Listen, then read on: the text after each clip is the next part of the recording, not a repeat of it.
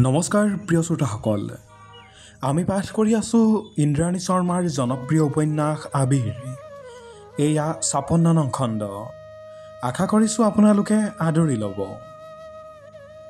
এখন নতুন ৰুটিন লৈ দিনবোৰ পাৰ হৈছে মোৰ।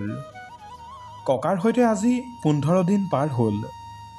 ৰাতিপুৱা ৫:৩০ বজাত উঠিবই লাগে। ঘৰ সৰা মচা কৰিবলৈ মানুহ এগৰাকী ৬ বজাত আহে।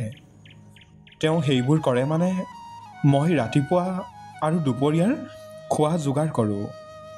ককাই উঠি তলতে অলপ খোজকাঢ়ি আহেগৈ। মই কেতিয়াবা লগত যাব পাৰোঁ, কেতিয়াবা নোৱাৰোঁ। দুপৰীয়াৰ কাৰণে দাইল ভাত ভাজি বনাই হটকেছত ভৰাই থৈ যাওঁ। যোৱা সপ্তাহত ফ্ৰিজ এটা কিনি আনিলোঁ, একেবাৰে সৰু। ককাই ডাঙৰ এটা কিনিব খুজিছিল, কিন্তু ঘৰটো চাই সৰু এটাকে কিনিলোঁ। ফল মূল অলপ সৰহকৈ আনি থওঁ। টিভিটো কিনোতেও ঢেৰ তৰ্ক বিতৰ্ক। ককাই আয়ুৰ সৈতে গৈ কিনি আনিলে। মোক লগত নিলে, বৰ চিকটামি কৰোঁ বুলি ঘৰতে থৈ গ'ল।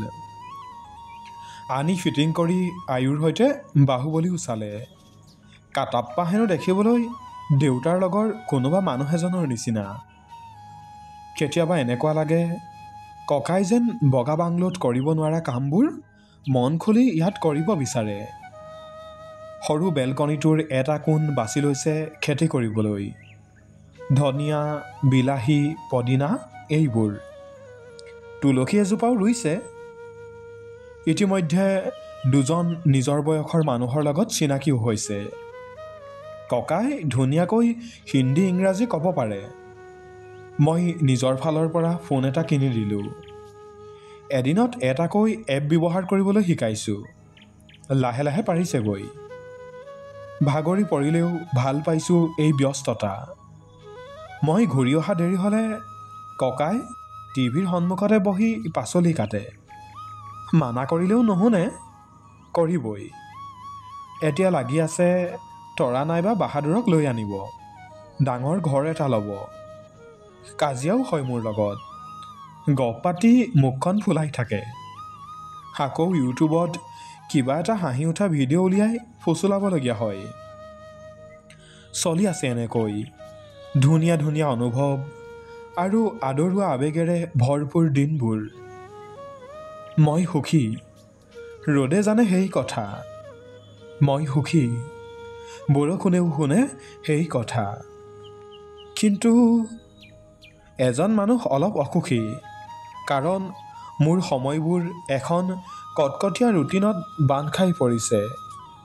তেওঁৰ বাবে যেন মই অলপো সময় উলিয়াব পৰা নাই। গধূলি মই সুৰেশক কৈ ৬ বজাত ওলাই আহোঁ। ৭ বজাৰ মিটিংখনত ঘৰৰ পৰাই জইন কৰোঁ। সেনেও মোৰ বিশেষ ক'বলগীয়া নাথাকে। সুভাষিনী যোৱাৰ পাছত তেওঁৰ কামবোৰ যদিও ময়ে কৰোঁ, অমিতে সেয়া মনিটৰ কৰে, কোড ৰিভিউ কৰে আৰু কিবা সুধিবলগীয়া হ'লে মিটিঙত তেওঁৱেই সোধে। অনিৰুদ্ধৰ মাত্ৰ ১০ দিন সময় বাকী আছেগৈ। তাৰ পাছত তেওঁ বেলেগ এটা প্ৰজেক্টত জইন কৰিব। আমাৰ তলৰ ফ্ল'ৰটোতে থাকিব বুলি গম পালোঁ। কিন্তু প্ৰথম এমাহৰ ট্ৰেইনিং তেওঁ হায়দৰাবাদত ল'বগৈ লাগিব। কথাটো তেওঁ মোক শুনাই থাকে। সেইদিনা অলপ কাজিয়াৰ দৰেও হ'ল, কিন্তু মোৰ উপায় নাই। দিনৰ দিনটো অকলে থকা ককাক মই ৰাতি ৯-১০ বজালৈকে অকলে ৰাখিবলৈ ভাল নাপাওঁ। ৰাতি ককাই খুব কথা পাতে মোৰ লগত। সদায় শোৱাত দেৰি হয়। ককাৰ পুৰণা দিনৰ কথা, আইতাৰ কথা, ককাৰ ব্যৱসায়ৰ উত্থান পতনৰ কথা চব কয়। কেতিয়াবা মোক ককাৰ ওচৰতে শুবলৈ কয়। আৰু এইবোৰৰ মাজত মোৰ অনিৰুদ্ধৰ লগত কথা পতাই নহয়। আজিও অফিচলৈ ওলাই ককাৰ খোৱাৰ যোগাৰখিনি কৰি খৰধৰকৈ কাপোৰকেইটা সলাই লওঁ বুলি লৈ দেখোঁ ককাই তলত কাৰোবাৰ লগত কথা পাতি আছে। বটল গ্ৰীণ কালাৰৰ টি-চাৰ্ট আৰু ব্লেক জিন্সৰ সৈতে মানুহজন চিনি পাবলৈ মোৰ দিগদাৰ নহ'ল। কিন্তু এই অফিচৰ সময়ত অনিৰুদ্ধ ইয়াত কি কৰি আছে? আজি শুকুৰবাৰ। সেইবাবেই চাগে কেজুৱেল পিন্ধি অফিচ আহিছে। কিন্তু ইমান বেছি কেজুৱেল? আৰু ভাবি নাথাকোঁ। পিন্ধিবলৈ কাপোৰ ঢেৰ এতিয়া মোৰ, সেয়াও ককাৰ কাৰণেই হৈছে। ভালকৈ কাপোৰ কানি নিপিন্ধ বুলি কিমান গালি দিলে। পুৰণা চোলা পিন্ধি যোৱা কাৰণে, মদৰুৱা ৰঙৰ কাপোৰ কিনাৰ কাৰণে, চব কলা ৰঙৰ কাপোৰ গোটোৱা বাবে। যোৱা দেওবাৰে কিনি অনা মেৰুণ কালাৰৰ টপটো আৰু ব্লু জিন্সটোকে পিন্ধিলোঁ। এইটো ককাই পচন্দ কৰি কিনি দিয়া, মোৰো ভাল লাগে। জোতাযোৰ পিন্ধি বেগটো লৈ ওলাই আহিলোঁ। এওঁ বোলে এইফালে ক'ৰবাত থাকিলে কালি লগৰ ল'ৰাৰ লগত। এতিয়া যাওঁতে মোক মাতষাৰ দি গৈছে, ভাল পালোঁ দেই। কিমান মিছলীয়া মানুহ ঔ, বুঢ়া মানুহজনক অজলা পাই ঠগিছে চা। মোক দেখি চকুকেইটা টিপিয়াই হাঁহি দিলে। সেইটো পিন্ধিলি, ধুনীয়া লাগিছে, মোৰ পচন্দ যে। ককাই গালখন মোহাৰি দিলে। হাই অনন্যা, হাই। ককা, এইটো চাবি। তুমি ভাত খোৱাৰ অলপ আগতে দৈখিনি ফ্ৰিজৰ পৰা উলিয়াই ৰাখিবা, ঠাণ্ডাকৈ নাখাবা। হ'ব হ'ব, যা যা।